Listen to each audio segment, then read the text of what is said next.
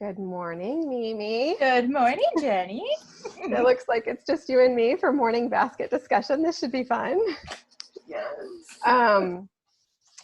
So we have planned to kind of talk about what morning basket is and then just share what we've done in our families. And we have years and years of experience doing this and how it's changed over the years. So it should be a good discussion and to share specific resources that we love, right? Yes. But before we do all that, let's pray. And we're going to pray this morning for our children. I pray this almost daily, this protection of one's children prayer, and ask Mary to be with them. So in the name of the Father, and the Son, and the Holy Spirit, amen. Holy Mother Mary, by virtue of your divine motherhood, you have become mother of us all. I place the dear ones God has given me under your loving protection. Be a protecting mother to my children. Guard their bodies and keep their thoughts ever holy in the sight of their Creator and God. Guard their hearts and keep them pure and strong and happy in the love of God. Guard always their souls and preserve in them faithfully the glorious image of God they received in baptism. Always, Mother, protect them and keep them under your motherly care. Supply in your all-wise motherhood for my poor human deficiencies and protect them from all evil. Amen. Amen. I gotta pray that like my deficiencies, Mary, you gotta figure that out. Oh, we have somebody coming in. I'm gonna let them in. Fun. I know I have a prayer by Blessed Emery Tangi that's all about that. Hey, Beth. Hey, Megan. Hi. Hi. Glad you popped in. We were just finishing prayer, so you have sorry. good time. No, we finished, and then I saw your thing, and I was like, hey, we can add Meg. Good morning. Good morning. Good morning. Good morning. So as I was telling Mimi, we're going to talk a little about what morning basket is, and then each one of us will share, what we have done or been our favorite things. Did you bring things to share, or do you just want to listen today? A child. A child. Hi. Hey, that's what this is all about, right? Okay. Awesome. Can you go play the game? Awesome. Okay. Well, Good job. So since this is being recorded, for everybody who doesn't know what morning basket is, I call it morning basket. It's also called morning time, circle time, symposium, any together time that you do with your kids of all ages in your homeschool day. Now, there are non-homeschoolers that do some sort of morning time as well. But for us, it's about getting all the kids together in the same place and learning together and having time together.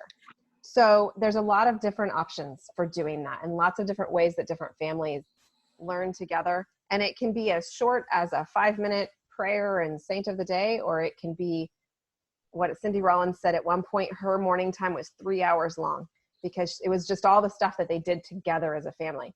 So morning time, I think, came about in the homeschooling world because homeschooling was becoming more popular and families were starting to branch out from the idea of doing school at home.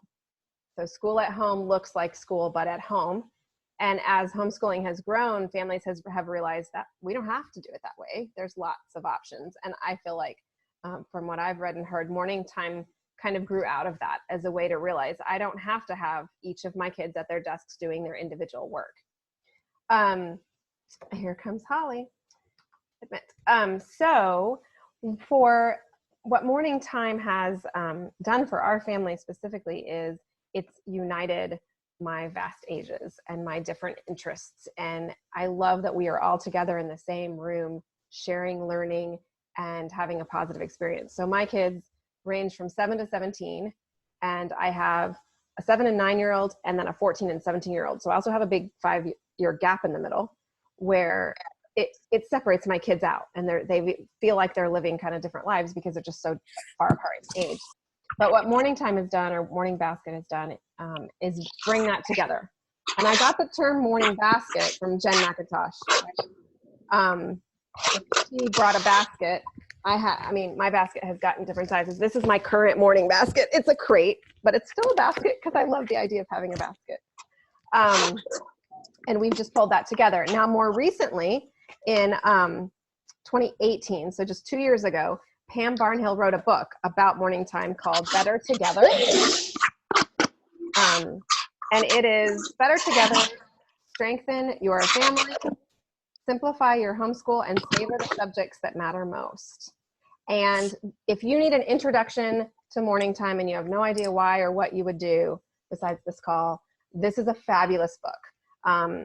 It is the way to bring delight back into your homeschool, because what morning time does is it prioritizes the true, the good, and the beautiful, the things that we may miss out on, the things that may get lost in the shuffle of check boxes, and the core subjects.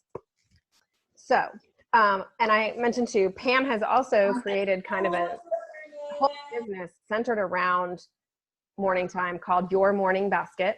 And I'll link in the book list afterwards, where she sells pre-made morning time plans that have oodles of resources with links to everything and book titles that you would need to do all these different things. And she's got preschool plans, she's got history focused plans, she's got thematic plans, she has Catholic plans written by, so those are a good resource if you need a plan already set out with all the resources. It just means you have to get those resources to follow her plan. And she just came out with that in the past several years. So I always just pulled together my own resources. You don't have to have that kind of a plan, but it is easy. And I will also add, before I show you what we've done, that Pam focuses on 3 R's in morning time. And I think this is a good way to think about it as you try to figure out what you're pulling together. She focuses on ritual, reading, and recitation. So she encourages anyone who's doing morning time to pull those in. So ritual is like your prayer, something religious. Oh, that hurt. Be your hymns that you might be singing. Reading is just whatever you're reading. You can read a fun book, you can read a history book, you can read a science book, you can read an art book, anything that you're reading all together and enjoying. And then recitation is usually a memorization component, or even just an appreciation of poetry or music or something in that regard. So she has in this book all kinds of ideas and resources. And then what I also love is she has snapshots of moms and describes their particular morning time, because it looks different in every family. So for my family, we have varied morning basket throughout the years. When I started out with the 2 kids, it was just a way to start our day and do most of our school, really, because our school was only like an hour anyway, and we did a lot of read alouds, and so we just did all that together. As they got older and needed more table work, we separated out the morning basket time with the schoolwork time. But we always have started with a prayer and saint of the day, and so I'll show you that. Years ago, I made our own prayer book, and I don't know, I feel like I got this idea from Mimi, but I don't know. And no, okay. So what it is we just have certain prayers we say every Monday, every Tuesday, Wednesday, Thursday, Friday, Saturday, Sunday. It's your idea, right? Okay.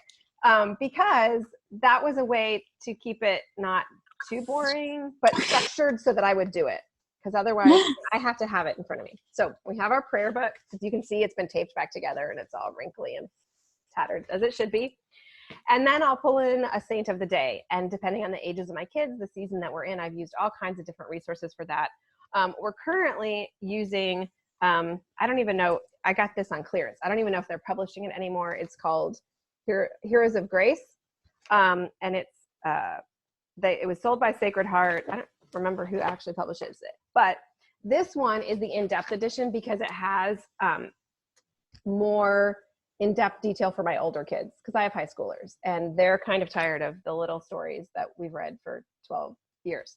But when that book doesn't have a saint of the day, this is always the fallback. This is a 2-volume set. Again, mine is falling apart. Look at this. I just need to get another copy. This came apart this year. This is a 2-volume set, and it has literally a saint for every day of the year. Even if like there's not a saint on the calendar, in the liturgical calendar, there's a saint whose feast day is there. But when they're younger, I start out with the Levasic books. And there's 12 of these, and each page has the saint and a little biography. And I feel like because this has the big picture, this is great for my younger kids. The difficulty with these is it's a 12-book set and they're not in chronological order of any kind. So I created a file way back when that has all of these saints in by calendar order. So like January 3rd, I go to book, 1, page 7 and read that saint. And so I can put that in the file section of the group, but that really helps. Are those better for sensitive children? No, they still have lots of martyrdom and blood. Decapitation as martyrs are known to be. I have one for you, Meg. You have one? Okay. So you're muted, Mimi. You're talking, but you're muted. She's gonna go get it. Okay, yeah. So those are how we start with saints. And then depending on what my kids need, like I said, sometimes I just stop there. But a lot of times I try to bring in another spiritual component. And we've done a variety of things over the years. We've read the Gospel of the Day, the readings of the day. I've used this one lately, Daily Companion for Young Catholics, because it's geared more towards tweens and teens. Right now, we're even reading a paragraph of the Catechism every time we do morning time, because I have teenagers and they need kind of that next level.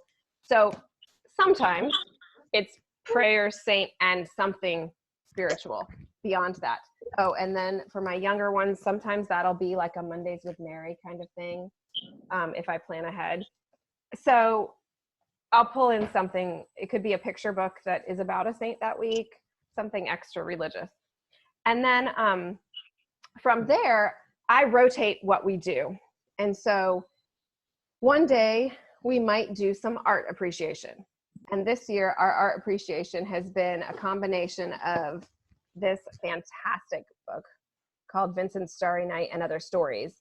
And this tells these short stories that are art history, but it focuses on a piece of art. I'm trying to get one that we've done. So this is an Aztec sculpture. And then it tells the story in kind of like 3 pages is the average, or this one's, let's see. Yeah, that's like 3 pages.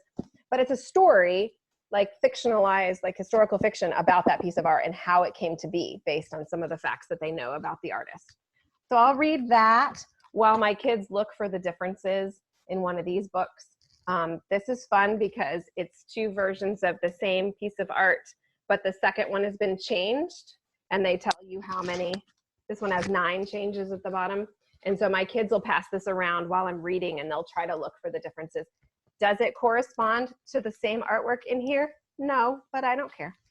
It's still art and they're still loving it. So I might do that once a week. I don't necessarily do that every day. Then I also would do Mystery Science weekly videos in this one. So Mystery Science has a weekly free lesson. I forget what they call it. It's Mystery Doug is actually the website for this component. He has Mystery Science, which is all like his science lessons, but Mystery Doug is just a fun thing every week that answers a fun question a kid would ask. So we've listened to like, can you make lava? Or why is the sky blue? Or do animals laugh? Things that are just things kids ask, but it's geared towards elementary school, but even my teenagers love to watch it because he uses video and he uses kind of a guessing process of pause the video and discuss, why do you think this happens? And then moving into the answers. So we'll do that once a week because they beg every week to do that. Right now they're all free. So we've been doing like 2 or 3 a week because he made them all free because he can't do new ones. So we do art. I'm looking around me. We would do Mystery Science, and then we would do maybe some map work. So this year we're doing US history, and so I printed a ton of very plain US maps, and I would give all my kids one of these not every week, like every couple of weeks, and ask them to try to fill in state abbreviations. My younger ones, I don't expect to know hardly any of the states, but I love my scrunch maps, so I have to pull out my scrunch map. And this is a map that is literally like, it's that, I mean, I'm sure a kid could tear it, but it's pretty unterrible, and it's designed to be scrunched up and shoved in a bag. They're called scrunch maps. So my little kids will lay that one out and copy like 5 states or whatever they want to do. Like I make it age appropriate. And then we might do some history or geography one day. we talked about history and geography the other night, but we might play a song, which is like, this one is the countries of the world. I have a states and capitals one, which we were using this year. That's why it's not here. We might do some geography in a different format. I've used Trail Guide to Geography, which is like these short little bits. There's a world geography one too. We might even throw in our history. We haven't lately thrown in history, but I pulled this out so I'd remember this is what we used this year. But I didn't do this in morning time because my kids were so different. But if we had a read aloud that I was doing for everybody, then I would put that in there. But again, I have my high schoolers now and they kind of have this different track. But we would do a lot of read aloud. I could be reading at our prime, I could be reading like a chapter of 3 different books, but I would space it out so my voice would rest between, we'd watch a video and then I'd read, and then the kids would do a map and then I'd read. And then memorization stuff. I have done memorization on and off over the years. My favorite resources so far, or my kids, the ones that have worked best for my kids, is memorizing poetry with, this is an old version of this, but this is the IEW poetry memorization by Andrew Pudewa. It's called Linguistic Development Through Poetry Memorization. But what I love about the selections of poetry in this book is they're divided by level. And so I have different levels, and we'll do a level 1 poem for my younger kids and learn something like, that's one of the level 1 poems we just finished, My Shadow by Robert Louis Stevenson. And then my high schoolers memorized Chesterton's The Hunting of the Dragon, which is like the full long poem. So we'd work on both. And everybody would practice both, even though the geared is to the big kids. I've also used Harp and Laurel Wreath, which is Laura Berquist's book for poetry, and done it there. I find that the poetry works better if we do it all together rather than I assign poems to my kids individually, but that assigning poems individually works too. And then the other thing we love to memorize is Shakespeare. And I love this How to Teach Your Children Shakespeare book. I've been reading them Shakespeare stories since they were very young. Tales from Shakespeare by the Lambs. The Nesbitt Shakespeare book has the Shakespeare story in a story form, a short story form, instead of the play. We've been reading some of the play lately. We've been reading Comedy of Errors and just passages from it. But the How to Teach Your Children Shakespeare has a website where you print passages that are designed for memorization. And my kids, we just do a little each year. I don't like make it a whole, we have to get to this point. But my kids, it starts with Midsummer Night's Dream, and they still will recite some of those lines. The way we make memorization work here is I read it, then I read it line by line for them to echo me, and then we try to read it all together. And sometimes some of my kids like looking at the words while they're doing it, and some of them just want to like not look at it because they're not visual, they're auditory. What else? And then I almost always close with a fun book. So right now though, what I'm doing is I'll do the prayer, the religious component, some kind of all together thing, and then a fun book, and then I dismiss my high schoolers. And then I'll do something else with my younger kids. So a fun book we might read is Winnie the Pooh. All ages love it. Little Britches, all my boys love it at all ages. Just the something that's enjoyable. We've read The Hobbit, we've read the Narnia series, something I want everybody to read that they could hear over and over again and it would still be wonderful. We've read the Green Ember series and Wing Feather Saga, some of the more modern books in that time, because it's just something fun to look forward to. And then, so now I dismiss my high schoolers. Previously, we would all be doing this kind of stuff together, but I'll add in some of the stuff that my younger kids really need, which right now is virtues training. So we used, where's the other one? All right. So one option is Program for Achieving Character Education. This is kind of like a unit study format based on Bill Bennett's The Book of Virtues. And we just read selections from that and discuss it. This book tells you which stories to read for which virtue at what age level or grade level, as well as picture books. Each unit has, I should go back. So this unit is on compassion. There's quotes from famous people and saints. There's this Book of Virtue or Moral Compass stories. There's Bible stories, things of a saint who either struggled with the virtue or did well with the virtue, picture books, and then it does go up into chapter books that you can assign or read to your kids related to the virtue, discussion questions, writing prompts, music, art, nature, projects, and just practical things. I don't do all of it, but we might spend 6 weeks and do one little thing each time to explore that virtue. But right now, to keep it simple, what I'm doing is this lovely, lovely book called Everyday Graces. This is by Karen Santorum, if you guys know Rick Santorum, his wife, and it's a child's book of good manners. And what it does is it teaches manners by story, and it's perfect for early elementary, even upper elementary. They talk about good manners at home, table manners, using words wisely, washing and dressing, people with disabilities, the elderly, getting along with others, school, good sportsmanship. I mean, it just goes through kind of all the social studies type citizenship stuff that you would want your kid to learn, but in a very beautiful Christian, she's Catholic way, and simple, because I can just pull it out and read and then we're done. Okay, that's what I brought, right? Oh, I did also bring, back to the religious component, sometimes we've done pro-life studies.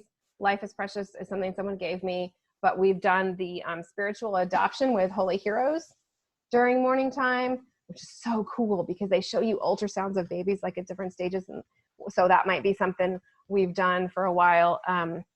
So putting in kind of those pro-life studies, that's when I do that so that I can start to integrate theology of the body and all that stuff at a young age. Yeah, so I know that was fast, but we're doing all that now. But like I said, when we started out, it was just our school stuff. Like I didn't come up with a separate morning basket. And then there were many years where it was like, let's just pray and do saint and then go. Everybody go do something else, because we had to keep very minimal. So you kind of have to look at your kids and figure out what their levels are, what their distance apart is, what resources you have or want to have. But including some kind of ritual, some kind of reading, and some kind of recitation is kind of a good basic format. But you can just go wild crazy with it too, which is fun. And I cannot convey enough the joy of seeing my kids ages 7 to 17 on the couches. I sit in my recliner and they're all on the couches and they're sitting together and they're enjoying one another's company and they're laughing and talking about what we're doing together. Because for that, 17-year-old to connect with a 7-year-old is a stretch in daily life. And morning time has really made us better together. I love it. Sorry, that was really corny. Okay, I'm done. I'm going to let Mimi share her stuff and then we'll do Q&A at the end. Okay, you got me crying. I'm sorry. No, because that reminds me of the first time we sat down for morning basket without Louisa. Oh, don't tell me that. Oh, deep breath. Okay. We've been doing this for a really long time, and the first time we sat down without my oldest child for morning basket, we all had a really good cry, and it was beautiful, but we had been doing it together for so long. Okay, now I'm gonna cry. Oh my gosh. Okay. Anyways, okay. Sorry, emotional mom. Okay. A lot of what you heard from Jenny, you're gonna hear from me, because a lot of the stuff that we either developed together or we walked the same walk. So for us, yes, morning time always was the beginning of the morning. But I do want to say there are some moms that, because of timing, will do what we consider like a morning basket or their together time after lunch.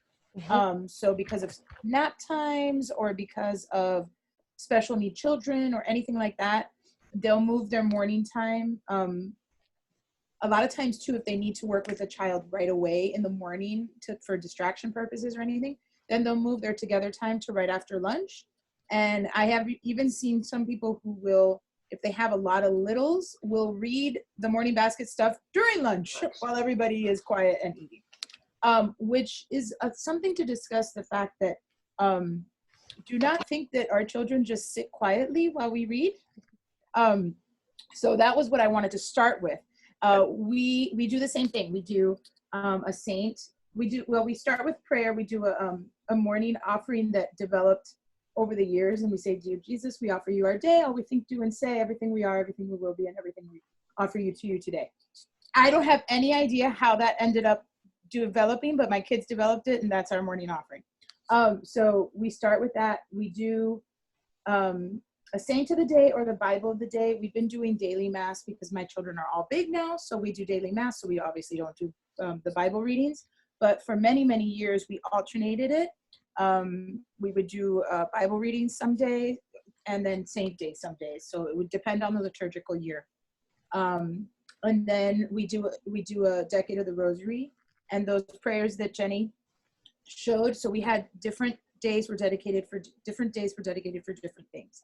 So for example, on Wednesdays, we pray to St. Joseph, and we offer my husband and all police officers and all law enforcement, and we do a decade of the Rosary. That is our basic structure for religion and catechism study.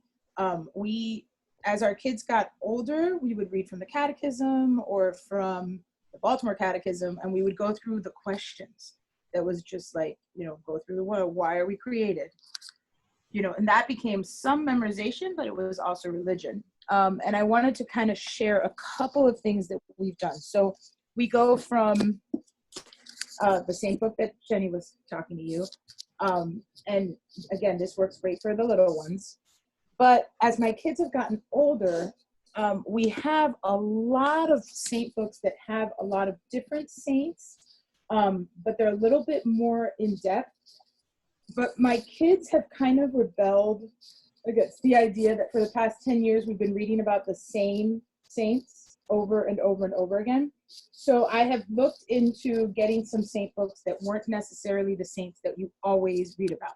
So this particular one, God bless my mother and father-in-law who have a bazillion books and let me take everything. This is 63 saints of Western Church from the 1st to the 20th century. So it's all Western saints, and people like St. Giles and St. Cuthbert and St. Wolfgang and St. Benno and St. Norbert, which, again, they're not going to hear about all the time. So as they get to like kind of middle school, we kind of do, both. I now will have a second grader, but honestly, for the most part, we're doing the big ones because my older kids are like, no more, Mom. So I wanted to show you this book. This book is called Speak, Lord, I Am Listening, a Scriptural Rosary. This is an excellent one if you have the kids that want to reflect a little bit more, but it's very, very, very simple illustrations, but then they'll have a particular part from Scripture. And so, this is the second sorrowful mystery, the scourging at the pillar. It's not a graphic picture at all, but it's, it is what it is.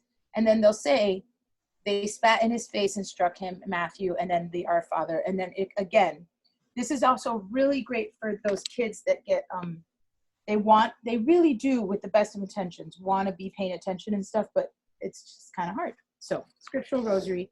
I know that there are some curriculums that suggest this one for, I believe it's second grade for First Communion prep. I'm not sure, but this is an excellent one. Meg, you were asking about a book for the more sensitive. This is not Saint of the Day, even though they do have the feast day at the top, and it is in order of the days. So it starts with January, it ends with December. But these are really excellent stories. They have a full page, and then they have a description, and they are much more sensitive. There are a few ones that, the ones that are martyred are very difficult to not make sense of. So, but this particular book does not go into the nitty gritty. And this is a great one if you want to cycle back and use the same saints over and over again, to really talk about that. And then in conjunction with that, I wanted to show you something that I have done for many, many, many years to get my kids to actually be quiet while I read, is coloring books. And I talked about this a little bit when we talked about religion, but this is a new one that we just got because I need to branch out. And this is more for the older children. And so for the feast day, and it's not that I'm doing like St. Joan of Arc on St. Joan of Arc's feast day. No, it's just St. Joan of Arc, and it might be the whole week that they're coloring on it. Or in my older kids, they just like to spend the time with the colored pencils and spend time with that. So we've got that. And then I also found this amazing company. I have to show you these. These are also, again, because I think we forget that our older kids like to do these things too. This is Our Lady of Knock, Ireland. And it's a beautiful coloring page, and it's nice and big. We've been using these for things like, this is Our Lady. They've got all the ones in the back. But these are great ones for, coloring and then sending to grandma and grandpa, or laminating and giving as a gift to your pastor. Anything like that. My big thing is to get it out of the house, because really, I don't need them. So what company is that? Nippert and Company Artworks. Yep. This I got at the Shrine in Orlando, and they have these really cool bookmarks too, that are like little holy cards, and then they have prayers on the back. But I just wanted to put that out there, that there are things for the coloring books that I talk about. They don't necessarily have to just be for the little ones. They could be for the big ones. So that's religion. We also do music. For many years, I followed Mater Amabilis and their composer study. And but this is a book that my children loved, and we do it every 2 to 3 years. But my daughter Louisa, my sophomore in college, is sitting over here, and she's going, "I love that book." So it was a great introduction, especially if you live close by and can get to an orchestra. Okay, COVID-19, but come on, I'm talking about not that time. But what I love about it is that not only does it do composers, but at the back, it does all these really cool instruments, and it talks about things like the triangle and why it is that the triangle is important in the orchestra. And that's the whole percussion section. And then it goes in instrument by instrument.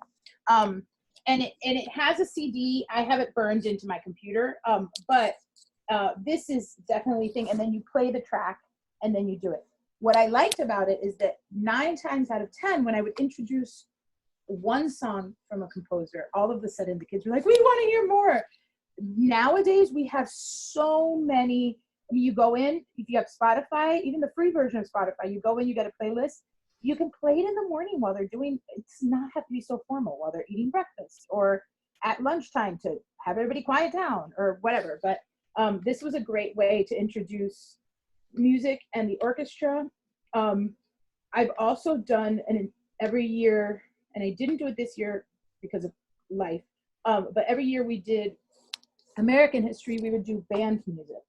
So we would talk all about big band music and all sorts of jazz and things like that.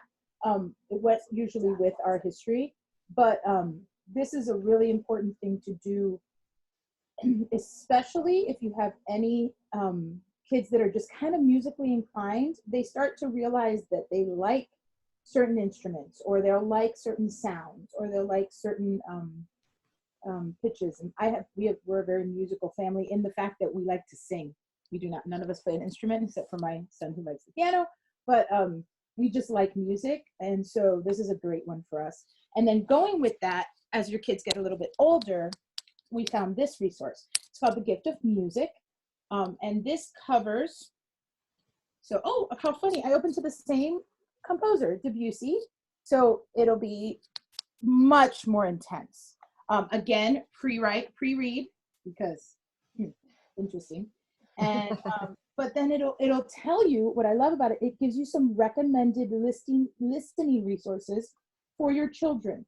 So there are going to be some composers that are going to be a little bit more difficult to find music that's not boring, but this is a great one.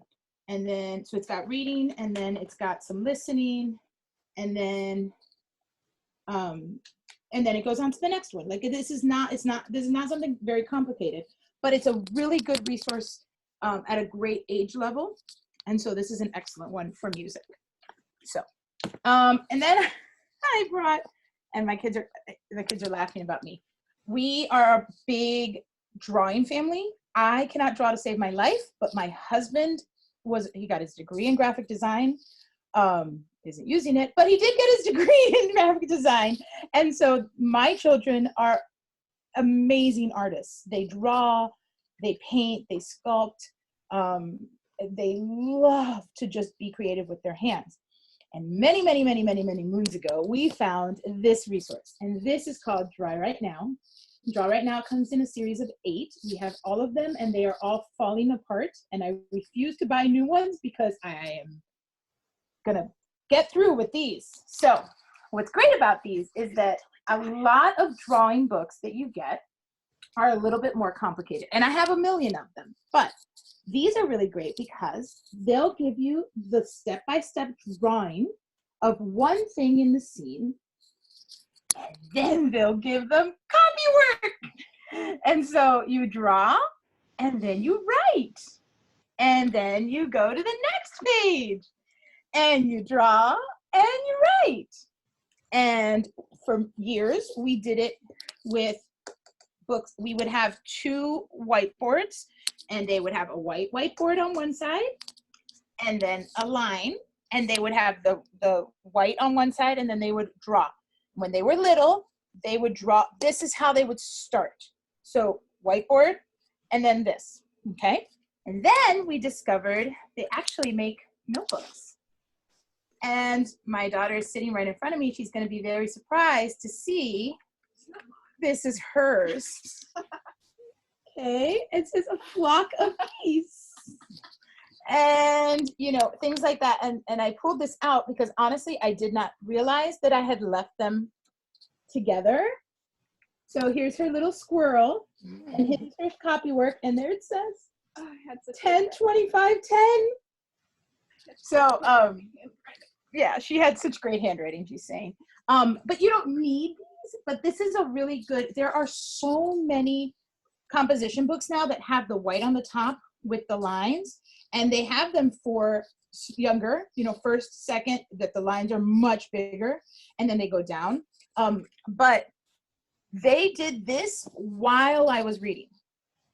This was not like, we didn't stop everything to do the Draw Right Now or, you know, moving the things. But for a lot of times we did that. And then for poetry memorization, for the most part, we used a harp and laurel wreath. I have 3 copies of it because, again, my first copy is now falling apart, and then my second copy, and then now I have my 3rd copy because, especially for as my kids have gotten older, for the copies that are, the poems that are very long, they're multiple pages, so those pages start to kind of, you know, get kind of used a little bit more. But what's great about Harp and Laurel Wreath is exactly what you were saying about the memorization book, the Padua memorization books. They have the different levels.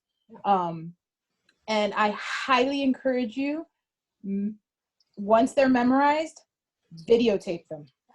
Videotape them, because they are the funniest thing when they get older.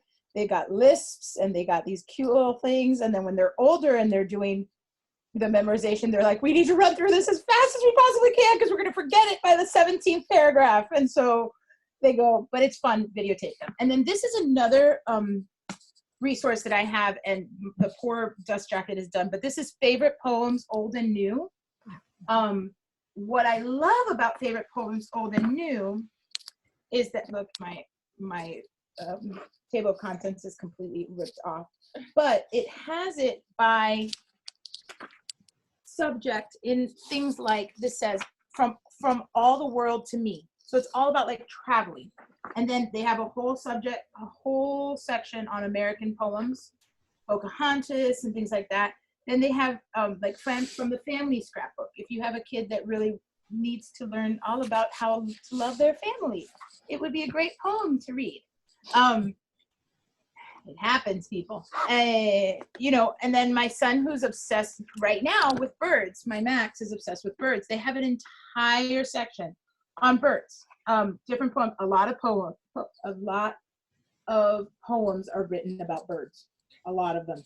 But this is a really great, if you are just starting and you need one poem book, this is the poem book to get. It's by Helen Ferris. I have 2 shelves of poetry in my house because my kids were obsessed with Shelley Silverstein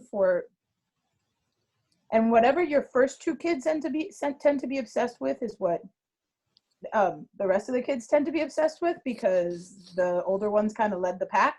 And so I have silly poems and joking poems, and as I now have boys, the poems that they're into are different from the poems that my girls were into. So they're books and whatever. Which brings me to my last, because I know you shared with it. This is Lamb's Tales from Shakespeare. And I am a big proponent, and I got this book because it has really cool pictures that I found. I found this at our library's used book sale. I got very, very lucky and got it. The lady actually gave it to me as a gift. She said, this is such a good book. But it's the exact wording that's in the other Lambs one, but it's just a big, big copy of it. I am a big, big proponent of giving the kids the stories of Shakespeare. If you ever plan on studying Shakespeare when they're older, they need the story of Shakespeare when they're younger to be able to understand the plays of Shakespeare when they're older, and the writing. But we would do this. We've had hardback little like comic Shakespeares that we've done, and all sorts of things. So if anybody really wants to do some, here comes the next one. My children are slowly waking up. Here comes the next daughter. I have some more resources on that, but I would highly suggest that during Morning Basket is a great time to do some Shakespeare reading and Shakespeare reading aloud. The other thing that I was going to say too is to use audiobooks in the morning. What Jenny was saying about with the fun book, what I realized when my kids were littler was that I would use that audiobook and that fun book while the kids were eating breakfast, because I have some children who do not want to be disturbed in the morning, and I have some children that are very, very in the morning, and an audiobook works really well to calm everybody down. So we've got that. And then the other thing for the ones of you that have littles with memory work can just be as simple as some prayers. Things like the Apostles' Creed or the Anima Christi, or things that you're doing for copy work can be for memory work. Every year that my kids are like, Mom, every year we have a first communicant, we do the act of contrition again. And my kids laugh. They're like, Mom, and I'm like, we got a first communion. I just told my kids the other day, I was like, next year when Ignacio makes his first communion and Pico goes, oh no, we're back to the act of contrition. So, they know the act of contrition, but it's important that they see the first communicant sees that all of us are going to confession. And so the act of contrition is a big one. But don't be afraid to use that as memory work. It doesn't need to be a poem if you're in a year that you have a catechesis that you really want to learn, or virtue training. Maybe find a poem that's with the virtue, patience or whatever. So you can do that. And then the other thing that I was going to say too is that to remember that it's okay, especially for your littles, to play Legos while you're reading aloud, or to for many years, my kids had the little crochet roses for doing the decades. And you can find those on Etsy's if you don't crochet or whatever. And then they had a little, the one I got for Ignacio is a superhero bag. It's like an Avengers bag. And then it's got the red roses inside that I got from Etsy. But so that they can play with that, or pattern blocks or anything. It's okay for them to play, even when they're older and you think they should be sitting there and listening. Sometimes they're just not capable of doing that. But it is okay. I just don't want people to think that we're doing Morning Basket and our kids are sitting in their seat for an hour and a half. Right. That's not the reality of most Morning Baskets. And so I just wanted to put that out there. And then the last thing is that, remember, you don't have to be the only one that's reading aloud. It's important to have our kids read aloud as well. So if you have something like the Fabula Lovosic books that you want to go over with your kids, remember that if the goal is to have that for your first grader or your kindergartner, your fifth grader can read that aloud. We're doing, the one thing I didn't talk about was we're currently doing the Imitation of Christ. The Imitation of Christ is very, very heavy. I have big kids. This is not for my first grader. I'm not reading this for my first grader. I'm reading this because I have a kid home from college and we're reading this together. This is not something for them to read aloud, but my now 12th grader can read this aloud, and it's actually a little bit harder for her to read it aloud. So it's good practice. But all of this, especially as they get into junior high and high school, and Holly's on here, and Holly can talk about that too. Like, it's for discussion. These are things, we do this as a family so that the discussion as a family comes from a family, and we can really make our faith, our education, everything. Like, everything is all together. So my husband is drilling posts outside, so please excuse as he walks back and forth. But so yeah, so I think that's all I have. Okay. And if we want to talk more, but yeah, let me circle back to a few points you made that that triggered things in my mind, and then we can kind of open it up to if anybody else has things to share or questions they want to ask. Absolutely, about the not sitting still and listening thing. Like, my kids are hanging upside down off the couches, and sometimes it gets I have 3 boys, a little rowdy where they're kind of jumping on pillows or wrestling a little, but you know what? They're quiet. That's my rule. To stay in the room and don't make noise that goes over my voice talking and reading, because they do actually pay attention sometimes better when they're moving. My boys do. But yeah, they bring in bins of toys, Lego. I mean, they know when it's morning basket time, they can bring. I've had years where I have had a bucket, very organized years, of special art supplies and fidget toys and things that came out during morning basket for them to entertain them. So they were like my nice colored pencils with some nice coloring books. I had Play-Doh in there. I had fidget spinner thingies, things that would keep them there. And then with babies and toddlers, morning time is only as long as they can be okay. So if you have a destructive one, you're doing like the shorter one, because you can't just let them go off. That's why, like Mimi said, some people do it at different times of the day. I didn't mention that towards that latter part of this year, we moved our fun read aloud to lunchtime, because my big kids, morning basket was taking too long, not too long, but in their mind, it was taking too long for them to go off and get their own work done, because they really just want to get out of there. So we moved that to lunchtime. And so that's an option. And then Mimi mentioned music, and I know I didn't mention anything at all about music, but that's because I alternate years with music and art.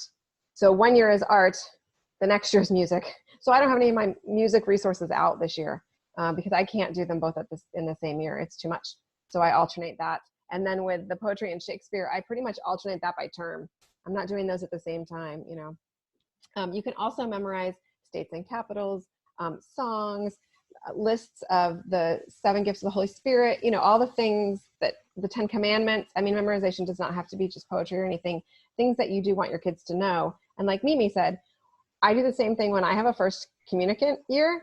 We actually do a lot of their prep in morning basket all together, like not just the memorizing of the act of contrition. Like if we're doing Baltimore Catechism or we're doing just reading a book, because I need my other kids to remember that and hear that, and then the younger ones to hear it. Other things we've done in morning basket is like Spanish or Latin, little things that are short lessons, things to learn vocabulary. We did English from the Roots Up one year, just different things that I've thrown in there. And then the last thing she made me think of is, we both said Shakespeare, and you're like, most people are like, why Shakespeare? Because there are out of the things in the world that are quoted, it's the Bible and then Shakespeare. So it drives me batty that our kids in a lot of public schools are never exposed to Shakespeare till they get to high school. And then it's so hard they cannot comprehend it. If they're going to be out there in the world and they're going to be having any kind of intelligent discussions, so much of what we say came from Shakespeare that's why it's important. So I just wanted to throw that in there because some people are just like, I can't. But you have to discern, of course, what's best for your family. So awesome. I'm so glad you shared all that, Mimi. You know what? I was going to say one more thing too about music, because I don't have it with me, because we just went through a huge moving of everything, because I pulled it out again to be used. A lot of families do a hymn as well from Morning Basket. And they'll alternate that according to the season. So a lot of them will do, some general hymns maybe in the fall, and then some Advent hymns or Christmas hymns, and then preparing for Lent at Easter, and then go from there. And especially if you have some children that are more musically inclined, to learn to read the music is really great with hymns because they know the tune. Yeah. So I was thinking about that. That's another excellent thing to put in for Morning Basket, because it literally takes 2 minutes to sing the song. So it's just the practice of it. That's awesome too. Another thought for those who may have older kids is that last fall, I forgot to mention that I actually we did Morning Basket as I described it, but then I added a short symposium after lunch for just me and my teenagers. And we did a few things together that were more, grown up. Like we did reading some of these books on I don't remember the name of them, What Women Want, What Men Want, or something. It's like a flip book. The differences between men and women was something I did not want to talk about in front of my little kids. And then reading a spiritual book together that my younger kids would have been like, I have no idea what's happening. So you can make it work for your family and kind of space things out, however, and every year is different. I mean, it really is. There's kind of a set rhythm, but every year is different, but it's just that time together that's awesome. So that said, Holly, Liliana, Megan, are there things you wanted to share, add, comment upon, question? Just unmute and let us know. I'll share a few things if it doesn't get too loud here. Yeah. What I do is a lot like what you said, Jenny, so I don't really have a whole lot of things to share. But I just wanted to show some of the things that I use for memory work to make it a little more hands-on for my boys. I have a bag of popsicle sticks with like the capitals on them, and they have to say the state and then find it on their map, and that keeps it kind of random and makes sure I get through all of them. They love these linguacious flashcards. They have them in several languages now, but we study Spanish. They use them on their own time. Let me show you one. So it has the picture of it, like there's a glass of milk, and then they scan the QR code and it says the word for them. So they do that on their own, but during Morning Basket, we play games with them for me to see how they're memorizing their words. Then I also have another little baggie of flags, and I made my own little pennant maps on styrofoam because those pennant maps are like insanely expensive. These are from the Kennedy Adventures blog. They're rosary coloring books, and I laminated them so they can color them with dry erase marker over and over as we do the rosary together. And then this is the Bible that I think, Mimi, were you the one that said have your kids do some of the reading out loud? Yes. Yes. My oldest, he does our Bible readings for us. This is by the Magnificat Press, the Catholic Bible for Children, and so he usually reads our little Bible story out of there. And then pretty much everything else is like what you guys said already. Oh, except I did want to say the Mystery Science, they are having their homeschool sale right now. If anybody wants to access everything for the year, it's normally $69 and it's $49 right now. And then we kind of break our morning time up because it's kind of like Cindy Rollins. Ours is kind of long and I have little ones, so we do it in shifts. We have like breakfast morning time, and that's when we do like pledge and prayer, Bible story, and memory work. And then they take a break to go get ready and play for a little while. And I clean up from breakfast. And then we do like our reading aloud, mystery science videos, and we move that into the living room. So that's how we do it. I love that. Yeah. Great. There's so many things we can do. That's the beauty of it. You make it work for your family. Well, anything else that anybody else wanted to ask or share before we wrap up? Give you a minute here to think.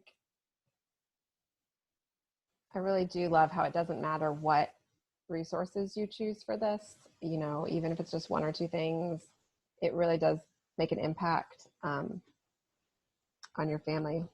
I've done, you know, just different things, and we do cycle back. Like Mimi said, I'll do some of the same things, you know, over and over, but then I've also just pulled out resources, all these new resources that come out that we find, you know, are a lot of fun. And when I have, especially when I have the older kids, I have to hunt for things that will appeal to them. And I will say we went through a growing pains kind of period where morning basket was painful because, you know, it's really easy to do for the younger ones. It takes a lot more thought to do for the older ones once they get to middle school, and especially high school. But I have, you know, there are families that they gather for prayer and then they send their high schoolers off and don't do much else together, which is fine. You know, you just have to do whatever your family needs. I wanted to ask a question, if that's okay. Yes, go. Good morning. So someone shared, so Shakespeare is intimidating to me. I didn't know about Shakespeare being like Hispanic and growing up until, you know, in high school. So there was a suggestion to introduce, was it the stories of Shakespeare when they're little, and then later on the plays when they're in high school? Yeah, it is this. When we say short stories of Shakespeare, it's just the play in prose. Okay. So it's just the idea of, instead of that what we consider that flowery language of the play, this is done in the picture. Louisa, can you bring me the book that's up on Shakespeare? Go ahead, Jenny. Yeah, so it's just like, you know, it is A Midsummer Night's Dream, but the authors of, this is the Lamb book, the authors have written it just in a story form. There are picture books for younger children that do the same thing. There's even board books out now, and they basically just summarize the story and tell the story without all of that language. And so it makes it a fabulous introduction so that they know the story, and then when they get older, then it's easier for them to read the language of Shakespeare and appreciate the beauty of that. We also, just to specify with how to teach your children Shakespeare, we actually memorize like actual Shakespeare phrase, you know, passages, but out of context. Like we'll just pick like the book picks these passages that are fun to memorize, and it's just to get them used to the flowery language, but we are not looking at the whole play until high school. We're really not reading, you know, whole plays until then. The other, you pulled out a resource, Mimi? Yeah, so oh yeah, I love these. I have these three because those are the three we used for this particular thing, and I got them on Amazon. But it says Retold in Modern English. That's the original one. Yeah, that's the same one as the other book. But I'm sorry, I'm talking to my daughter who's pulling out all the things. But you'll see it's literally like the story, like Hamlet, and then it's the story. So it doesn't have the same words, but it's the story. So what happens is sometimes they'll do a quote that will be the same, which is what Tales from Shakespeare in Lamb's Shakespeare. They'll have a particular quote that's very easy, but instead of having it be the more complicated play type language, this way, when my son, who's in 8th grade and just took a Merchant of Venice class, goes to take Merchant of Venice in the original Shakespeare, he's learning the words for now Shakespeare, but he doesn't have to learn the story before he learns the words. And what happens is with American high schools is they give them the book and say, now you're going to do the story and the things. Now, like for something like Romeo and Juliet, we just laughed about this. My daughter who's going into 12th grade, again, we've done Shakespeare since she was little, and she's like, Mom, I never read Romeo and Juliet. So she's done all these other ones, but she didn't do Romeo and Juliet. I'm like, okay, it's time to read Romeo and Juliet. But these give the actual story in plain modern English language. These particular two, I have another one that I would not suggest starting with Othello with little ones, but again, this is the story and it creates the characters. I know some people have done more where they read aloud in different, if they have a big family, like the mom reads one voice, dad reads another voice, or, you know, whatever. But it's just an introduction. And what we're saying is it's prose, the same plays, the same ones that you know. So Midsummer Night's Dream, let's read Midsummer Night's Dream as a story in modern English.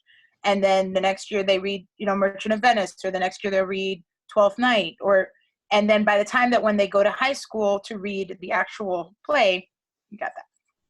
Yeah. Does that make a little bit more sense? Yes, thank you so much. I hope that helps. That's a good question. Yeah. But again, it's not like necessary. If you don't do Shakespeare, like it's fine. Like your kids aren't going to die. They're not going to be, you know, poorly educated, but most high schools, most colleges expect that your kids in high school did some play. And so it helps them to learn earlier. The story makes you're just setting the stage. Louisa just told me that because of COVID-19, the Globe Theater is showing Romeo and Juliet, and she just watched it yesterday. That's so cool. I guess we know what we're doing tonight. Really, really good. So it, like, now I guess there's going to be much more resources. Yeah, there's a lot. Well, awesome. This is great. Well, we will continue to talk Morning Basket stuff in the group. We've got the thread from last night we can add to when I post this video. If you guys have questions or suggestions that pop up, go ahead and drop those there, because like I said, there's just an endless possibilities, and the priority is getting your family together, having them all enjoy learning and doing some of those things that you would have just pushed to the back burner or maybe not gotten to if you didn't prioritize it and put it all together. It's called morning time, morning basket, because usually we're like, do it first so that we don't the day doesn't go on and then we lose it, but you can do it at any time of the day that works. It's just one of those things that, you know, it's a priority for us to just do it or I won't get it done, because my kids go in 4 different directions and then, you know, they're done at different times. And so it'd be really hard to pull them back. So thank you so much, ladies, for coming to this. We're going to do, this is kind of our shifting call. We're going to dive into kind of some of those very specific homeschooling situations, like special needs, high school, multiple kids all at the same time, you know, those kinds of calls and those kinds of conversations will be kind of grouped, and we'll be doing those. I'm going to put up a schedule this weekend. But I've really enjoyed talking curriculum and talking these kinds of things with you ladies. So thank you for coming. We'll see you next time.